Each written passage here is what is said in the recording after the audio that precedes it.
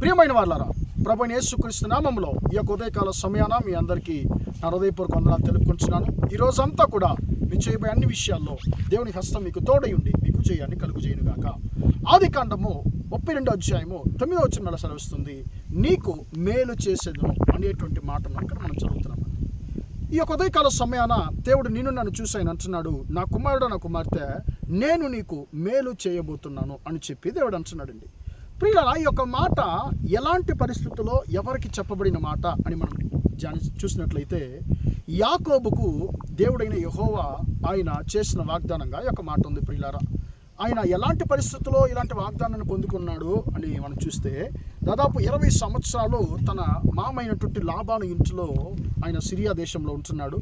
అలాంటి పరిస్థితుల్లో యెహోవా ఆయనకు దర్శనమై చెప్తున్నాడు, నీవు నీ తండ్రి ఇంటికి వెళ్ళుము అని ఆయన అంటున్నాడండి. అప్పుడు ఈయన తన తండ్రి ఇంటికి కనాను దేశానికి ఈయన వెళ్ళడానికి ఈయన తన ప్రయాణాన్ని ఈయన ప్రారంభిస్తున్నాడు. ప్రారంభించినప్పుడు ఈయనకు ఒక తన జీవితంలో ఈయన చేసినటువంటి పొరపాటు, 20 సంవత్సరాలకు ముందు ఈయన చేసినటువంటి పొరపాటు జ్ఞాపకం వస్తుంది. పిల్లలు ఏంటంటే, తన సహోదరు అయినటువంటి ఏశావుని ఈయన మోసగించాడు.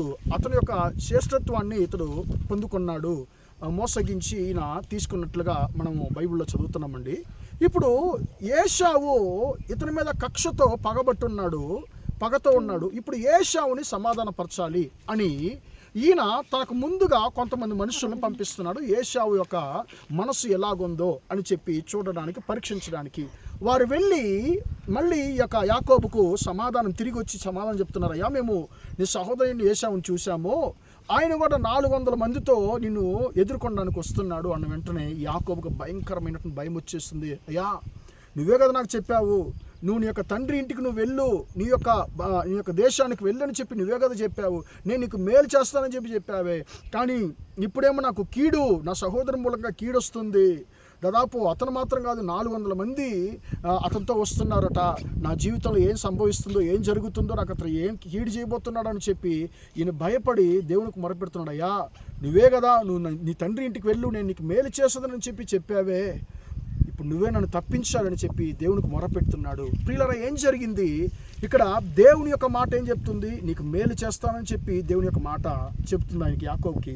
కానీ అక్కడ జరిగేదేమో, తన సహోదరుడు వస్తున్నాడు, 400 మందితో వస్తున్నాడు. ఇప్పుడు ఈ యాకోబుకి అతడు ఎలాంటి ఆలోచనతో వస్తున్నాడు అనేది కూడా ఇతనికి అసలు ఏం అర్థం కాలేదండి.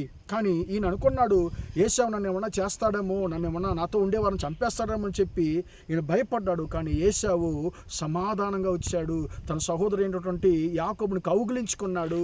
ప్రియులారా, ప్రేమను చూపించాడు.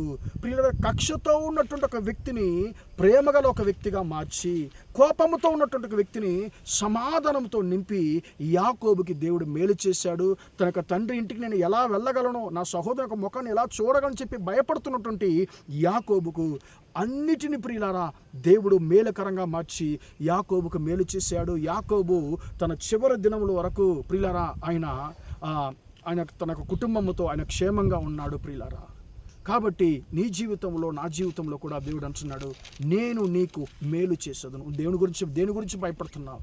నువ్వు ఎవరి గురించి భయపడుతున్నావు? అయ్యో, నేను ఈ యొక్క నెలలో నేను ఇన్ని సమస్యలు నేను ఎదుర్కోవాల్సి ఉంది, ఇలాంటి మనుషులకు నేను సమాధానం చెప్పవలసి ఉంది, నేను కఠినమైన పరిస్థితులు ఎదుర్కోవాల్సి ఉంది అని చెప్పి భయపడుతున్నావేమో.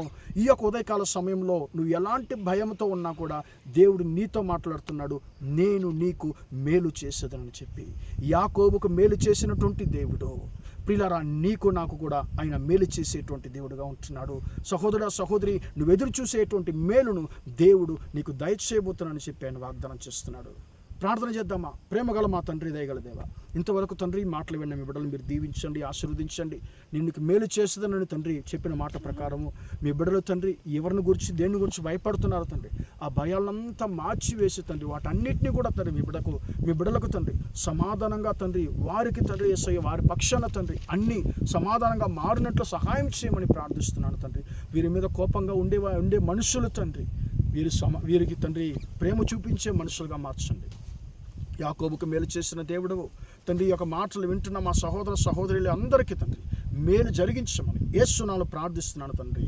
ఆమేన్, ఆమేన్. ప్రియులారా, దేవుడు మిమ్మల్ని దీవించి ఆశీర్వదించును గాక. Praise the lord.